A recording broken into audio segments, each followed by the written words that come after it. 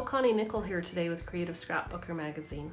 So today I'm going to show you how to put together a simple layout with some Simple Stories paper and some MultiCraft paint and feather stencils. So MultiCraft has some great self-adhesive stencils.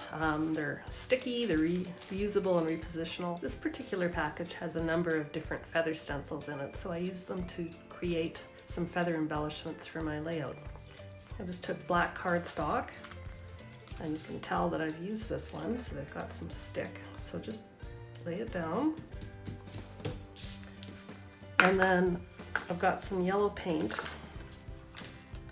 So I'm gonna mix some vivid yellow, which might be a little too vivid, so then I'm gonna mix it with some pearlescent paint to add a little bit of shine.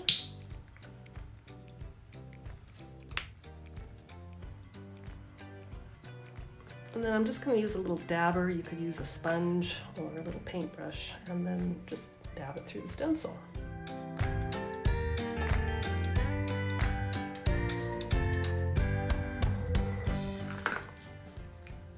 And then lift up the stencil.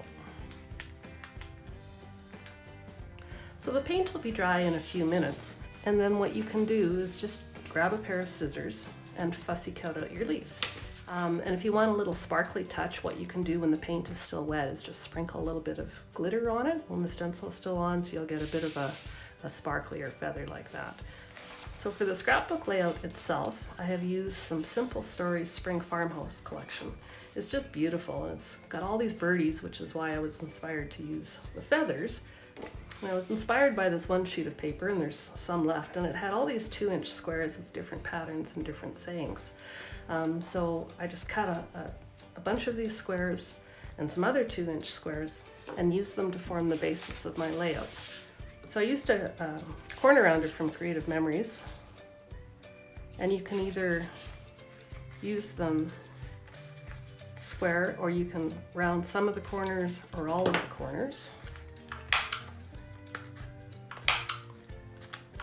So just get a bunch of these 2-inch squares, and then you can put them on in some kind of appealing arrangement. So the title are some puffy font stickers from Forever and Time, and they've got some really nice texture and some different sizes in here. And then I added journaling with some Kelly Creates black fine liners. And also Kelly's got a really great stamp set with the different months on it, so I just inked up May and used it to embellish one of the squares. The bottom here is some more paint and adhesive stenciled border just to kind of decorate it, and that's all there is to it. I use the same kind of idea to create different cards.